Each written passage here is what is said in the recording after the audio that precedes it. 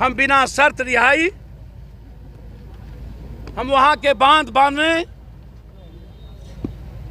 जो लोग गुंडे थे उस पर गिरफ्तारी, जो केस गांव वाले पर हुए उसको वापस किया जाए, और जब तक बांध ना बंधे तब तक बालू की ढुलाई ना हो, और पूरे बिहार से बालू की बंदोबस्ती को रद्द किया जाए। ब्लॉक स्तर पर 20 लाख का टेंडर किया जाए और बिहार के बेरोजगार नौजवानों को वो 20 लाख का टेंडर दे। बाहर के किसी माफिया को, एमएलए एमपी मंत्री के सैया भतार को, बाप बेटा बेटी को नहीं। ये बिहार के उन बेरोजगार लड़के को टेंडर दिया जाए। टेंडर 300-400 करोड़ का ना हो, टेंडर 1000 करोड़ का ना हो, टेंडर 100 करोड़ का ना हो। सरकार इसीलिए 100-300 करोड़ की टेंडर करती है कि उससे माफियाओं से पैसा लिया जाए, घर भरा जाए, पार्टी चलाया जाए, परिवार चलाया जाए। और इसमें सत्ता पक्ष और विपक्ष, क्या कारण है कि 5 दिनों के बाद यहाँ के एमएलए और विपक्ष 75 एमएलए सदन में आवाज नहीं उठाए?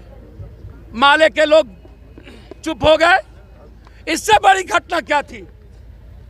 दरभंगा से बड़ी घटना क्या थी? मोम लंचिंग हुआ था समस्तीपुर में, उससे बड़ी घटना क्या थी? देश में जालियांवाला बाग से बुरी घटना थी इस गांव की। फिर अभी तक सदन में एक भी एमएलए क्यों नहीं बोला? अरे मुर्दों का सदन, अरे निपुंसक का सदन। जब तुम अपने विधायक और अपनी विधायिका बहन को नहीं बचा सकते हो तो इस बिहार को क्या बचाओगे?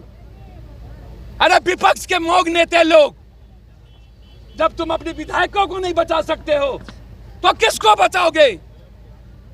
सदन में नेता बैठता है, विपक्ष का नेता और सदन का नेता, वहां पर पुलिस की लाठी चलती है, तो फिर इसका मन नहीं भरेगा? ये जुल्म नहीं करेंगे? आगे क्या लड़ाई है सर? 7 मार्च को गवर्नर हाउस, हाई कोर्ट, और यदि नहीं वहां से बालू ढुलाई बिना बांध के रुका तो अनिश्चितकालीन, जब तक गांव को बांध नहीं बनेगा तब तक पप्पू यादव वहां से नहीं, गांव पर ही धरना देंगे, उसी पुल पर। बालू माफिया और शराबबंदी को लेकर एक बार फिर से विधानसभा में आवाज। एक बात समझ में नहीं आती कि जो पुलिस शराब माफियाओं को नहीं पकड़ पाई 6 सालों में, जो पुलिस आज तक जमीन माफियाओं को नहीं पकड़ पाई, जमीन के दलालों को और जमीन माफियाओं को थानेदार थाने पर और डीएसपी अपने घर में बैठाता हो, जो पुलिस बालू और गिट्टी माफिया को अवैध ढुलाई के लिए नहीं पकड़ पाया, जो पुलिस सुबह से शाम तक शराब उसकी पैसे और जमीन दलाली के पैसे मगध में वसूलते हो, जो पुलिस बालू से भरे ट्रक और ट्रैक्टर के पैसे वसूलते हो, जो पुलिस लुटेरे पदाधिकारी और नेताओं की संपत्ति आज तक छीन नहीं पाई, और जो पुलिस हमारी बेटियों को जबरदस्ती और मां को हाथ बांध करके आप पकड़ लेते, कोई दिक्कत नहीं था। आप कम से कम हमारी मां बेटियों का क्या गुनाह किया था कि उसको जेल भेज दिया? आप मर्द नहीं थे, गांव में ढूक करके आपने लाठी चलाया। हम जानना चाहते हैं कि क्या कारण है। मैं बहुत क्लियर हूं कि इतनी तत्परता 20 लाख और 40 लाख रुपया ले करके ऐसो आराम की जिंदगी जीने वाली पुलिस, बिकी हुई पुलिस इन माफियाओं के हाथ, पुलिस के हाथ, गुंडों के हाथ, माफियाओं के हाथ, और सत्ता पक्ष और विपक्ष दोनों की मिली भगत, दोनों गिट्टी और पहाड़ और बालू माफिया में विपक्ष के नेता एमएलए लगे हुए, सत्ता पक्ष के लोग भी, और दोनों के मिली भगत से आम जनता पर जुल्म। इसीलिए पुलिस को कोई डर नहीं, इसीलिए आज तक सस्पेंड नहीं किया,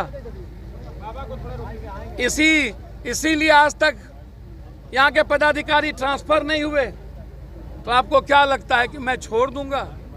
मैंने 5 बार आईजी से बात की, विनय जी से, आप इंक्वायरी करो। सीएम साहब से मैंने बातचीत की, तब जाकर उन्होंने यहाँ पर एक इंक्वायरी भेजा था गांव के लोगों को। गांव के लोग तो सिर्फ इतना कह रहे हैं कि आप रियल में टेंडर लिए हो तो जहाँ का टेंडर है आप उसको बालू तब उठाओ जब आप पूरा इस इलाके के गांव को बाढ़ से बचा दो, बांध दो। और गांव के लोग क्या चाहते हैं? बस इतना ही न चाहते हैं कि आप बांध दो, अपना टेंडर लिए हो तो आप करो। सरकार से मांग है, माफिया क्यों लड़ने चले आई? माफिया राइफल बंदूक क्यों दिखाती है?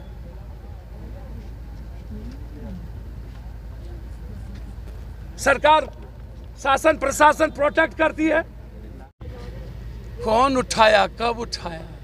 आज ही सदन में आवाज उठी है विपक्ष के द्वारा। 5 दिनों से कहां थी ये मौग विपक्ष? जो मौग विपक्ष अपने विधायिका को नहीं बचा पाई, इतना बड़ा मौग नेता तो हमने आज तक देखा ही नहीं। और कौन उठाया? माले। कौन उठाया? राजद। कौन उठाया? राजद। कहां से कौन उठाया? दिखाइए ना जरा, नाम बताइए। यहाँ का विधायक शायद नहीं बोला हो। समझ गए सर? ये मैं चैलेंज करके आपको कहता हूँ। शराबबंदी को लेकर जो सुप्रीम कोर्ट का आदेश आया, उसके बाद जो नीतीश ने अपनी नीति जो अब ये शराबबंदी में अब आम आदमी को जेल में रहने से तो जी बच जाएगा। ये जो बताएगा कौन दिया तो मरबे न करेगा। आज नेता के घर में पिया होगा तो आप नेता के बारे में बोलेंगे तो गिरफ्तार करोगे? थानेदार में के यहाँ पियेंगे तो आप गिरफ्तार करोगे? और हम बोलेंगे तो कल हमको जेले ना फिर दूसरा केस में फंसा देगा। तो मास्टरों को मरवाओगे और अब हमरो मरवाओगे? हो बाप मेरे, बकस दीजिए। अब हिल गया ये पदाधिकारी लोग, मेंटल केस हो गया भाई।